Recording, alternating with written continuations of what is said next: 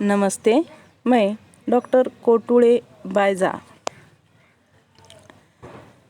मैं बीए प्रथम वर्ष के ऑप्शनल हिंदी के सभी छात्रों का इस ऑनलाइन तासिका में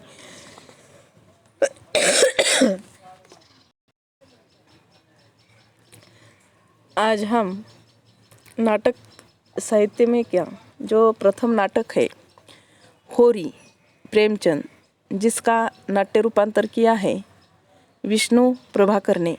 सबसे पहले हम नाटककार का परिचय करा कर लेंगे। विष्णु प्रभाकर का जन्म 21 जून 1912 में उत्तर प्रदेश के मुजफ्फर जिले के मीरापुर गांव में हुआ था। उन पर महात्मा गांधी के दर्शन और सिद्धांतों का बहुत बड़ा असर था। विष्णु प्रभाकर जी ने अपने वसीयत में अपने संपूर्ण अंगदान करने की इच्छा व्यक्त की थी, इसीलिए उनका अंतिम संस्कार नहीं किया गया। उनकी मृत्यु 11 अप्रैल 1909 में हुई है। वे बहुमुखी संपन्न प्रतिभा के धनी थे। उन्होंने साहित्य की विविध विधाओं में अपनी लेखनी चलाई है, जिसमें नाटक, उपन्यास, कहानी, जीवनी, आत्मकथा आदि पर उन्होंने लिखा है। उन्होंने कथाकार के रूप में, जीवनीकार के भी रूप में और नाटककार, निबंधकार के रूप में उल्लेखनीय सृजन कार्य किया है। उनको अपनी साहित्य साधना के लिए उनको कुछ पुरस्कारों से भी सम्मानित किया है, जिसमें सोवियत लैंड पुरस्कार, पद्म भूषण पुरस्कार, मूर्ति देवी सम्मान तथा साहित्य अकादमी पुरस्कार भी मिल चुका था।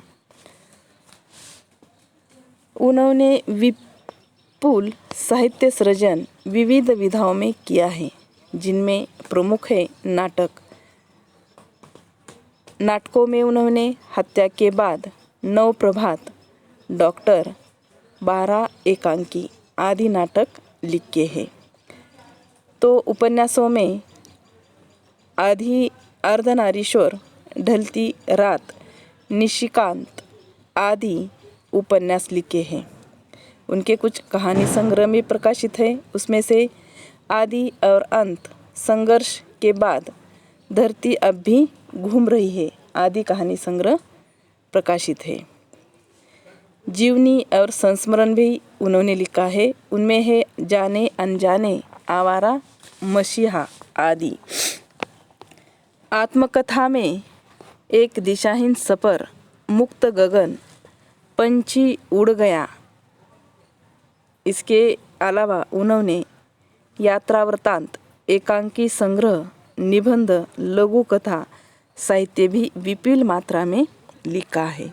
अब इतना देखने के बाद हमें पता चलता है कि साहित्य की एक भी विधा अगर आलोचना छोड़ दी तो सभी विधाओं पर उन्होंने कुछ ना कुछ लिखा हुआ ही दिखाई देता है। इसलिए हम कह सकते हैं कि विष्णु प्रभाकर बहुमुखी प्रतिभा के धनी थे। विष्णु प्रभाकर ने प्रसिद्ध उपन्यासों को नाटकों में भी रूपांतरित किया है, जिनमें प्रमुख है होरी, जो अभी इस होरी नाटक को हमें पढ़ना है, जो कि बहुत प्रसिद्ध हो चुका है। इसके साथ ही उन्होंने चंद्रहार तथा सुनंदा का भी नाट्य रूपांतर किया है। ये हो गया विष्णु प्रभाकर का परिचय। अगली तासिका में हम होरी नाटक का कथ्य को स्पष्ट करेंगे। यहीं रुकते हैं। जय हिंद।